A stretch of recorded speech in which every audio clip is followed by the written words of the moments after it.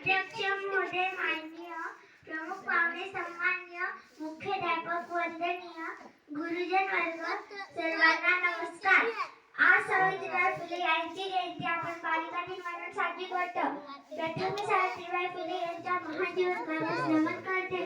आज मुलगी घराबाहेर पडू लागली ती सावित्री मातेमुळे. आज मुलगी शिकू लागली ती केवळ ती सावित्री मातेमुळे. आज मुलीला जो मान मिळतोय तो केवळ सावित्री मातेमुळे.